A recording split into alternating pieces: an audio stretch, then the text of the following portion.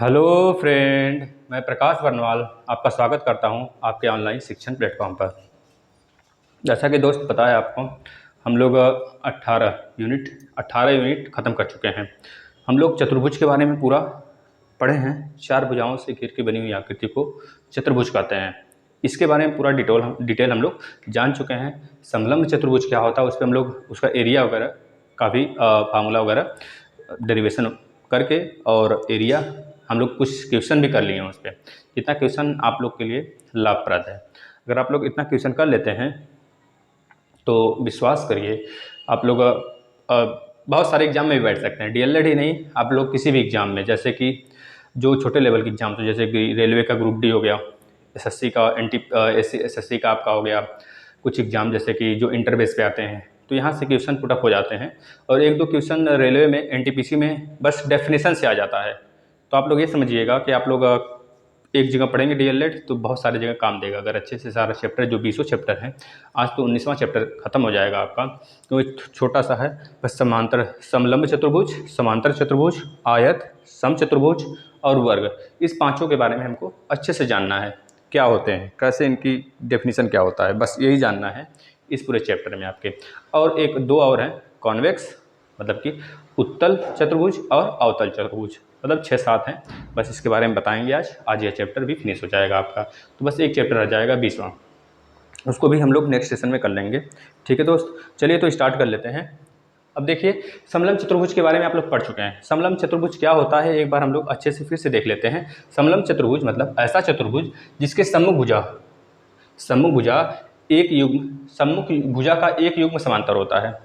ऐसा चतुर्भुज जिसके सम्मुख भुजा का कोई एक युग्म, चाहे आगे चाहे बगल वाला चाहे ऊपर नीचे वाला, मतलब कि कोई भी एक युग्म समांतर होता है। जैसे कि यह देखिए, ये दोनों एक दूसरे के समांतर है, भले इक्वल ना हो लेकिन समांतर हैं। पैरेलल का मतलब क्या हो गया, ये अंत तक ले जाइए, कहीं कटेंगे नहीं।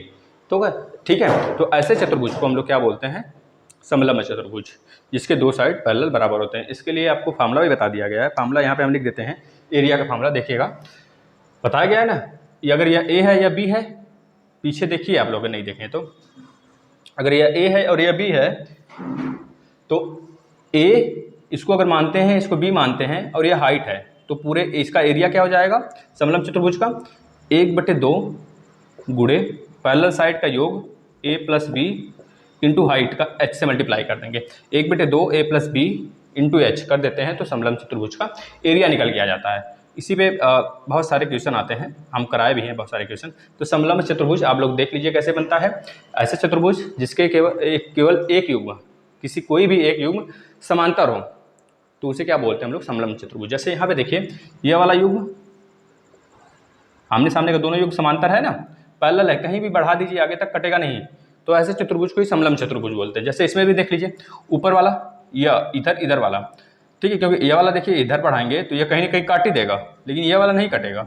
जब ये वाला नहीं कटेगा तो यह भी क्या हो गया, हमारा समलंब चतुर्भुज। अगर हम बोलें बताइए यह क्या है, या नहीं ऐसे, यहाँ से ऐसे है, यह क्या है आपका समांतर चतुर्भुज है, समलंब चतुर्भुज है कि नहीं है, तो आप बोलेंगे नहीं है, क्योंकि यहाँ पे देखिए यह वाला अगर ऐसे बढ़ा दें और ये वाला ऐसे बढ़ा दें, ये ऐसे बढ़ा दें और ये ऐसे बढ़ा दें, तो कोई समांतर दिख रहा है आपस में, तो कोई समांतर नहीं दिख रहा है ना, तो इसलिए यह समांतर चतुर्भुज नहीं होगा। इस तरह काइट वाला बनता है हमारा, काइट में इसमें देखिए, इसमें भी एक और दोनों भुजा समांतर हो गया, इस वजह से यह भी समांतर चतुर्भुज नहीं है। आप लोग को फिगर देके पूछ सकता है कौन सा कौन सा समलंब चतुर्भुज है, कौन सा समलंब चतुर्भुज नहीं है। तो आप लोग को याद रहेगा कि समलंब चतुर्भुज का हमेशा दो पैरेलल, कोई भी पैरेलल एक युग्म उस चतुर्भुज का इक्वल होगा। ठीक है, भुजा जो होगी इक्वल होगा, तो वही होगा आपका समलंब चतुर्भुज, इसको याद रखिएगा। अब आगे पढ़ लेते हैं हम लोग समांतर चतुर्भुज। जैसा कि आप लोग देख रहे हैं, समांतर चतुर्भुज का मतलब इसमें सम्मुख भुजा के दोनों युग्म समांतर होते हैं। समांतर चतुर्भुज मतलब इसमें दोनों आमने ऊपर नीचे के दोनों भुजा और बगल अगल बगल के दोनों भुजा क्या हो जाते हैं, बराबर होते हैं, समांतर होते हैं, बराबर नहीं कहेंगे, समांतर। यह वाला इसके समांतर, यह वाला इसके समांतर। यह देखिए बढ़ाते चले जाइए, इसको भी बढ़ाते चले जाइए, कहीं नहीं कटेगा क्योंकि पैरेलल है ना, इस तरह बढ़ाइए इसको भी, तो पैरेलल है, कहीं नहीं कटेगा। तो ऐसे भुजा, ऐसे चतुर्भुज को हम लोग क्या बोलते हैं, समांतर चतुर्भुज। जैसे देखिए यहाँ पे आप लोग काइट वाला पढ़े होंगे, काइट, पतंग वाला। तो ये भी देखिए एक पतंग का रूप है, नहीं, पतंग भी आपका एक समांतर चतुर्भुज है, वह भी कहीं कटेगा नहीं, क्योंकि इसमें देखिए यह इधर चला गया और यह वाला भी इधर चला गया, मतलब ये पैरेलल है, ये दोनों पैरेलल हैं। तो इस वजह से यह नहीं हुआ, कहीं नहीं कटेगा। और इसी तरह यह वाला भी साइड आपका पैरेलल ही चला जाता है। तो यह भी अगर दो युग्म, इसमें एक युग्म था पैरेलल, इसमें दोनों युग्म पैरेलल होंगे। तो इस तरह के चतुर्भुज को हम लोग बोलते हैं समांतर चतुर्भुज। और इसके विकर्ण जो होते हैं, समांतर चतुर्भुज के विकर्ण जो होते हैं, एक दूसरे को 90 डिग्री पे कट करते हैं, इसको याद रखिएगा, 90 डिग्री पर, ठीक है, 90 डिग्री पर कट करते हैं और बिल्कुल बीच में कट करते हैं, इसको भी याद रखेंगे आप लोग, ठीक है। और एक बात और है, इन दोनों का आमने सामने का कोण का योग, यह वाला दोनों मिला के 180 डिग्री होता है। यह बात भी आप लोग नोट कर लेंगे। पहले तो 90 डिग्री पे इनके विकर्ण कट करते हैं, उसके बाद आमने सामने की भुजा का योग 180 डिग्री होता है। उसके बाद दो युग्म इसमें ऐसे होते हैं जो पैरेलल होते हैं, ऐसे चतुर्भुज को हम लोग क्या बोलते हैं, समांतर चतुर्भुज। अब आयत पे आ जाते हैं। तीसरा आयत से आप लोग परिचित होंगे। इसमें भी दो साइड समांतर तो होते हैं, दो युग्म समांतर होते हैं, लेकिन इसमें सारे के सारे एंगल क्या हो जाते हैं, 90 डिग्री के होते हैं सारे एंगल। इसमें क्या हो सकता है, यह 180 मिल के हो सकते हैं, मतलब यह 20 डिग्री हो सकता है, यह 120 डिग्री हो सकता है, सॉरी 160 डिग्री हो सकता है, यह 40 डिग्री हो सकता है और यह 140 डिग्री भी हो सकता है। मतलब कि दोनों का योग किसी तरह 180 आना चाहिए, लेकिन इसमें सब के सब एंगल क्या होने चाहिए, 90 डिग्री होने चाहिए, 90 डिग्री होने चाहिए। और सारे दो साइड हैं आपस में, वो दोनों पैरेलल होने चाहिए, यही वाला रूल है। जैसे यहाँ पे दो पैरेलल युग्म था, उसी तरह यहाँ पे भी दो पैरेलल युग्म होंगे, आमने सामने की दो भुजाएं, यह वाली और ये दोनों क्या होंगे, आपस में पैरेलल होंगे। और लेकिन एक कंडीशन है, इससे यही डिफरेंस है आयत और समांतर चतुर्भुज में, कि समांतर चतुर्भुज में चारों एंगल, चारों कोण फिक्स नहीं होता है कि 90 डिग्री होंगे, लेकिन इसमें फिक्स है।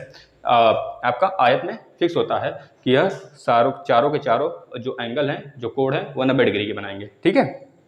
इसके बाद समचतुर्भुज। समचतुर्भुज आपको पता है, समचतुर्भुज का मतलब हो गया आपके एक वर्ग का ही रूप समझ लीजिए। इसमें क्या होता है समचतुर्भुज में, ध्यान से देखेंगे समचतुर्भुज में, रुकिए तो क्वेश्चन एक खुला था, क्वेश्चन कहाँ चला गया, एक मिनट दोस्त, एक मिनट।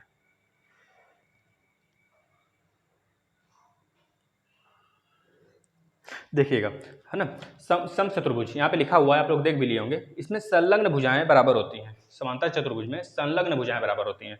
मतलब संलग्न भुजा का मतलब अगर हम बोल दें, जैसे कि यही फिगर है, देखिए यह फिगर ऐसे हम बना दें।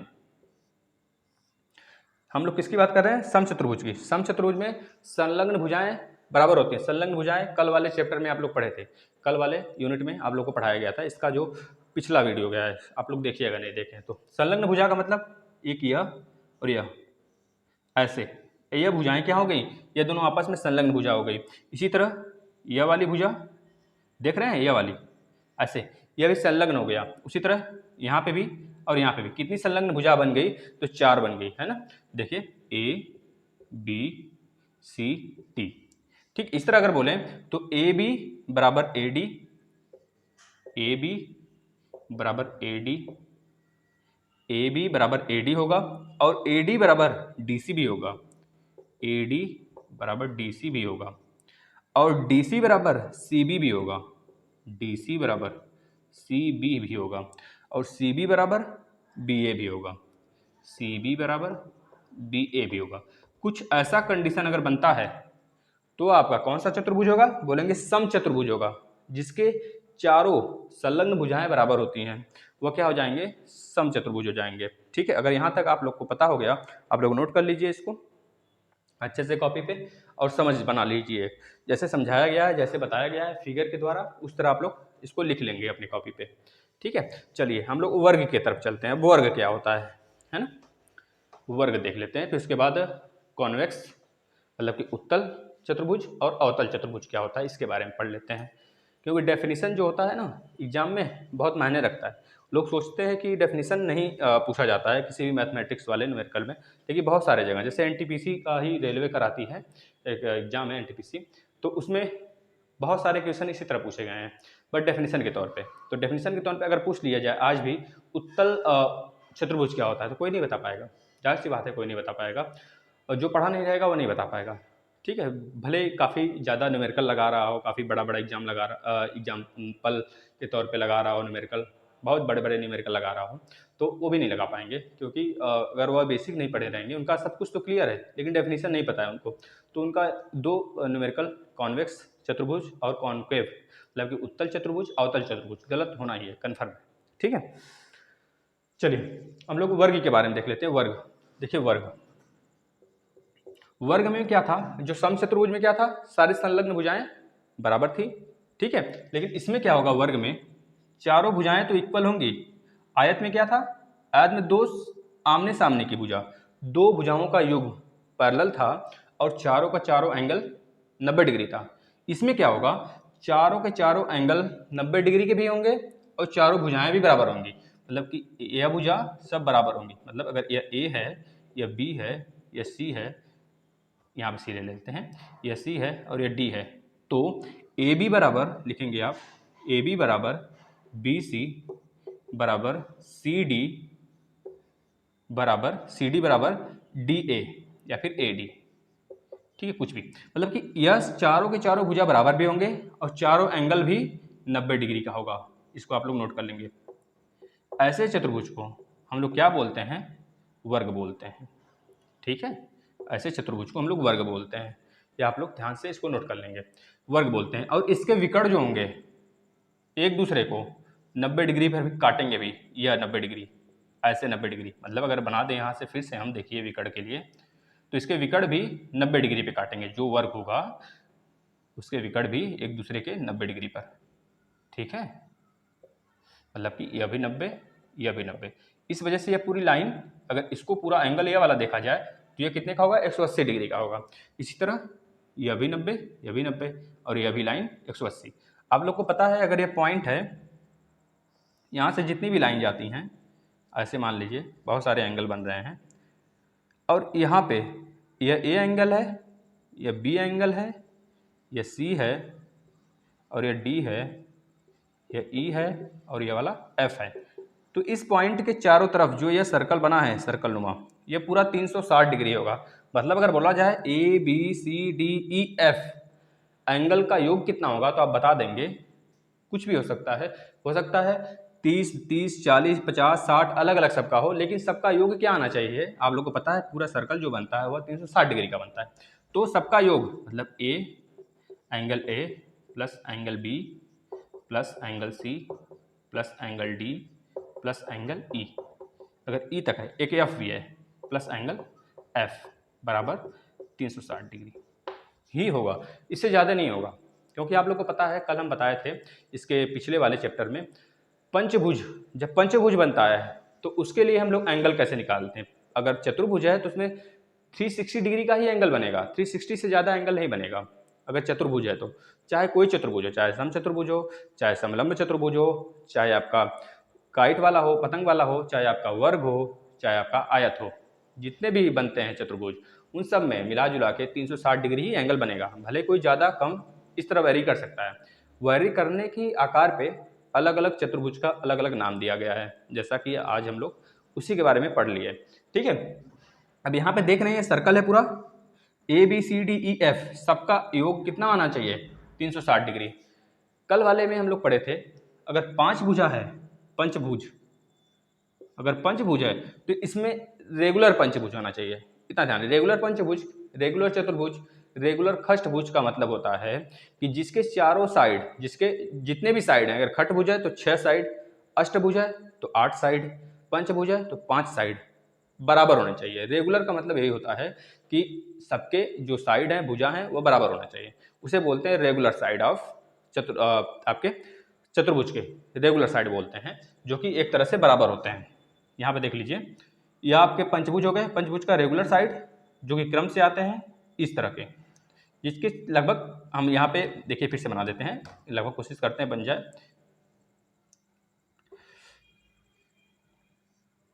इस तरह के साइड जिसके देखिए 1 2 3 4 5 पांचों साइड लगभग बराबर होते हैं, तो इसके लिए हम बताए थे फार्मूला एक आप लोग को बताया गया था ना, n क्या बताया गया था 2n माइनस 4 इंटू 90, ये बताया गया था।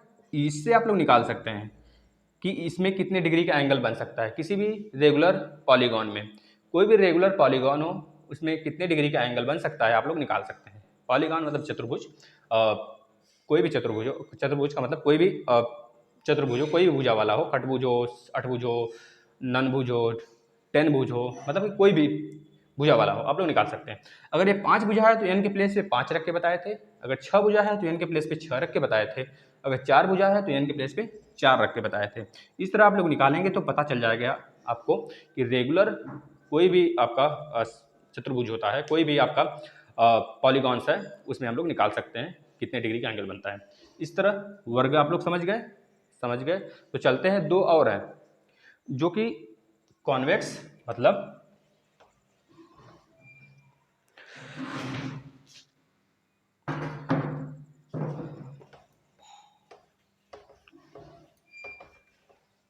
देखिएगा आप लोग, इसमें क्या हमको पता है उत्तल, उत्तल चतुर्भुज। एक यह पढ़ना है उत्तल चतुर्भुज के बारे में। देखिए क्या होता है उत्तल चतुर्भुज। पहले उत्तल चतुर्भुज, उत्तल चतुर्भुज मतलब कॉन्वेक्स, उत्तल का मतलब कॉन्वेक्स हो गया। कॉन्वेक्स, अब देखिए कॉन्वेक्स में जो एंगल बनते हैं, कॉन्वेक्स पहले ऐसे बनता है, देख लीजिए, बना देते हैं हम, ध्यान से देखिए आप लोग, इस तरह की कोई साइड बनेगी। ये काइट नहीं है, ध्यान से देखेंगे, काइट नहीं है। काइट में सारे साइड इक्वल हो जाते हैं ना, जो कि समचतुर्भुज के रूप में आ जाता है, जिसे हम लोग समचतुर्भुज बोलते हैं। तो काइट तो हम लोग जान लें। यहाँ पे उत्तल, उत्तल में क्या होता है, जितने भी एंगल होंगे, जितने भी एंगल होंगे, अगर कोई चतुर्भुज ऐसा बन जाए जैसे कि इस तरह, अगर उसमें 180 डिग्री से 180 डिग्री से सारे एंगल छोटे हों, 180 से सारे छोटे हों, तो उसे क्या बोलते हैं हम लोग, उत्तल चतुर्भुज। 180 से एक भी एंगल बड़ा नहीं होना चाहिए, सारे के सारे छोटे होने चाहिए। ठीक है, अगर यह आप लोग कंफ्यूज हो रहे हैं कि सर 180 का मतलब 179 179 हो जाए, तो चारों का योग तो 360 से ज़्यादा आ जाएगा। इस कंडीशन में तो फेल मार जाता है आपका यह नियम। लेकिन आप लोग ध्यान समझेंगे, हमारे कहने का मतलब है यह और यह सामने का एंगल तो 360 होना चाहिए, सॉरी, इस चारों एंगल का योग तो 360 होना चाहिए, लेकिन उसमें कोई भी एंगल यह नहीं होना चाहिए कि 180 से ज़्यादा हो। समझ गए? अगर 180 से ज़्यादा नहीं है तो आपका क्या होगा, उत्तल चतुर्भुज होगा। मतलब अगर यह 90 है तो यह भी 90 होगा, 90 तो दरअसल नहीं होगा। अगर यह 110 है तो यह 70 हो जाएगा। इसी तरह अगर यह 50 है तो यह 130 हो जाएगा। इस तरह सब एंगल आपस में 360 एंगल, 360 डिग्री तो बनाएंगे ऐड करने पर, लेकिन कोई भी एंगल 180 डिग्री से ज़्यादा नहीं होना चाहिए। इस तरह के चतुर्भुज को हम लोग क्या बोलते हैं, उत्तल चतुर्भुज।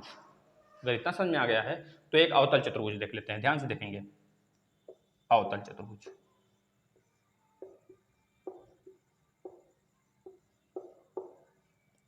अवतल चतुर्भुज, इसमें क्या होता है, इसका फिगर देख लेंगे आप लोग।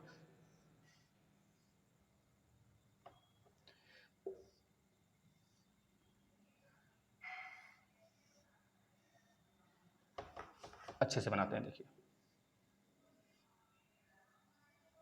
इस तरह का कोई फिगर बने जिसमें कि एक एंगल ऐसा हो जो 180 से ज्यादा हो। जैसे कि आप लोग यहाँ पे देख रहे हैं ना, यहाँ पे देख रहे हैं ये वाला एंगल 180 से ज्यादा है।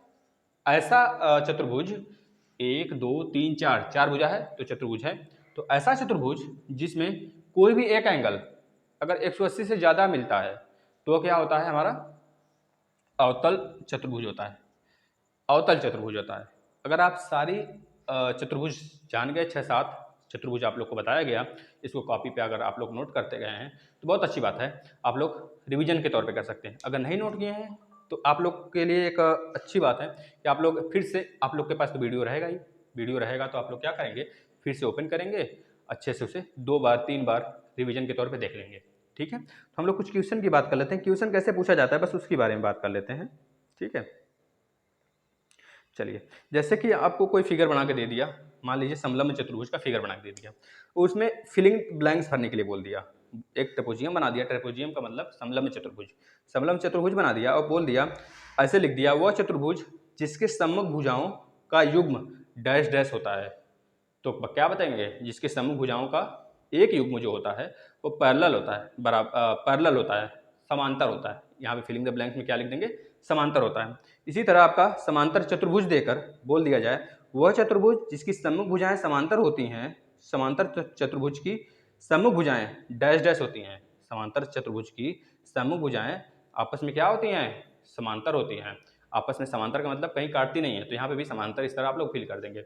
इस तरह जितना भी डेफिनेशन बताया गया है, अगर आप लोग पढ़ लेते हैं अच्छे से, सबके बारे में जान लिए अगर अच्छे से, तो आप लोग कोई भी फिलिंग द ब्लैंक्स पूछ ले तो आप लोग बता सकते हैं।